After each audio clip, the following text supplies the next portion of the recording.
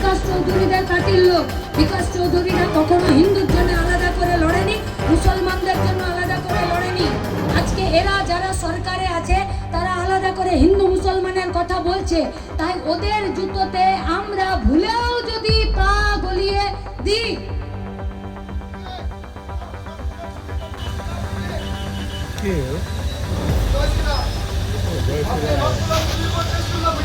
Meeting কেন?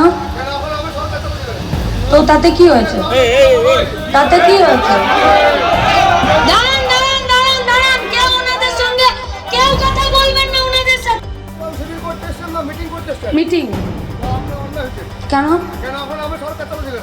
তো তাতে কি হয়েছে? তাতে কি হয়েছে?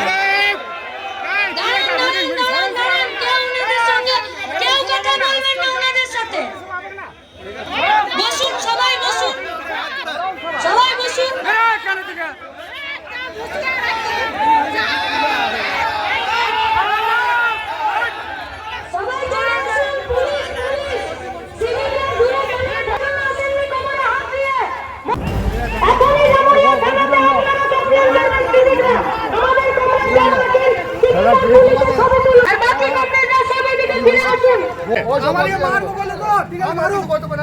আমরা মার খাবো।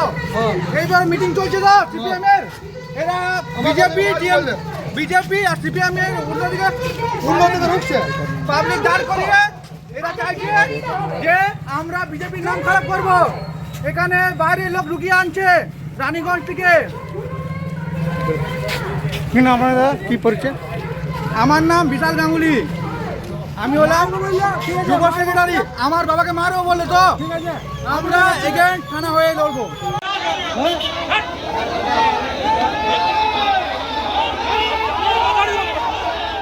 সবাই চলে আসুন। পুলিশ পুলিশ সিভিকরা দূরে দাঁড়িয়ে থাকার জন্য আসেননি, সিভিকরা দূরে দাঁড়িয়ে থাকার জন্য আসেননি। কোমরে হাত দিয়ে মোবাইলে এক্ষুনি ওনার নামে কমপ্লেন। आप लोग क्या कर रहे थे?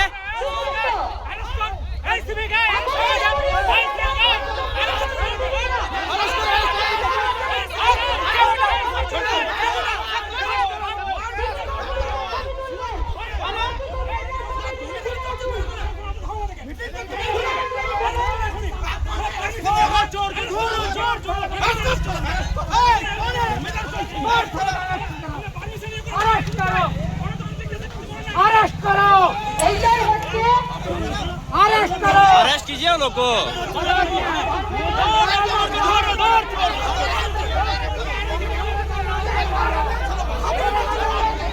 अरेस्ट करो।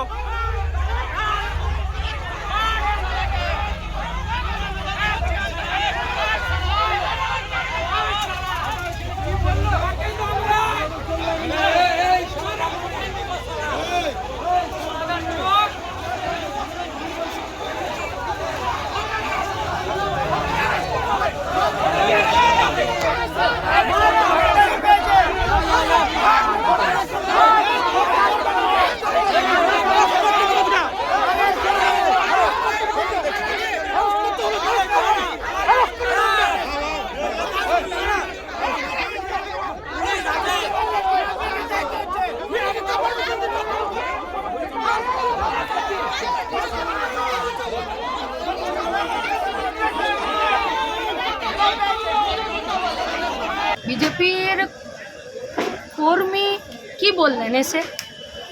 পুরোটা লিখবেন, পুরোটা বলবেন।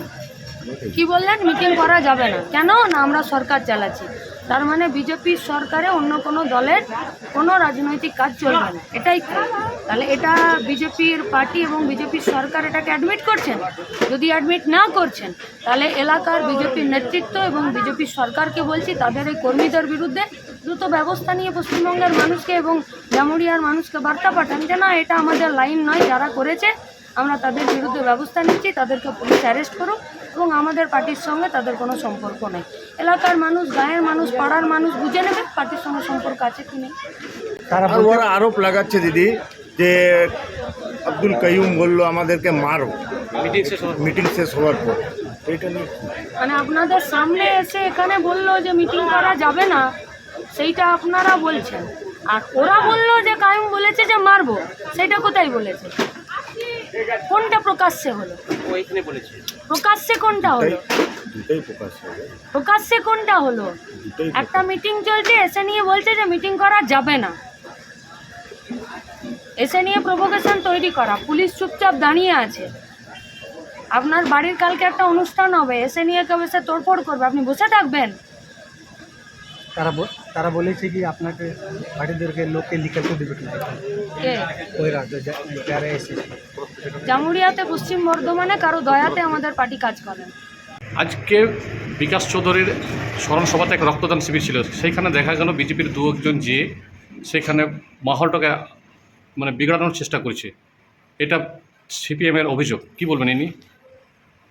আমি শুনলাম যে 10 নম্বরে আপনার 3 নম্বর ওয়ার্ডে 10 নম্বরে একটা রক্তদান শিবির সিপিএমের করাচ্ছিল। সেটা আমার কাছে সূচনা কিছুক্ষণ আগে এসছে। তো রক্তদান শিবিরভাবে চলবে, কিন্তু বিষয় রইল যে ওখানে যারা বলছে যে বিজেপি উল্টাপাল্টা করাচ্ছে, কিছু না। বিজেপি কেন করাবে? বিজেপির কার্যকর্তারা আশেপাশে থাকছে, অনেক কার্যকর্তা আছে, অনেক পুরনো কার্যকর্তা আছে, যে ওই 3 নম্বর ওয়ার্ডকে সিপিএমের আমল থেকে, টিএমসির আমল থেকে যেভাবে অত্যাচার সয়েছে, ওরা অনেক কষ্টের মধ্যে ওরা ছিল। আজকে যখন বিজেপি এসেছে, আর আমি তো ভিডিও দেখলামও এরকমও, যে ওরা এমন কিছু বলেনি। ওরা জিজ্ঞেস করেছে, দিদি আপনার এখানে রক্তদান শিবির, তা আপনি এখানে বক্তৃতা কেন দিচ্ছেন?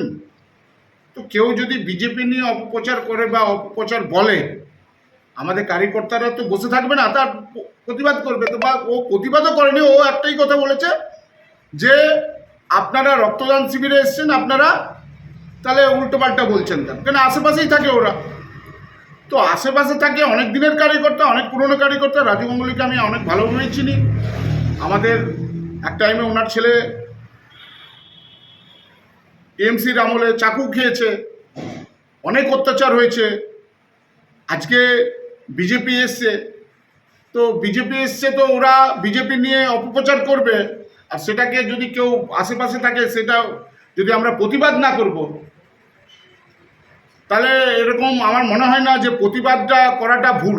প্রতিবাদ তো হবে, আপনি যে কাজে এসছেন সে কাজ করুন, অপপ্রচার না করুন। আমাদের ভারতীয় জনতা পার্টি 2 মাসে সরকার যেভাবে কাজ করে চলেছে, আমাদের সরকার, তার জন্য আমাদের পশ্চিমবাংলায় 208টা সিট পেয়েছি, মানুষ আমাদের ভোট দিয়েছে।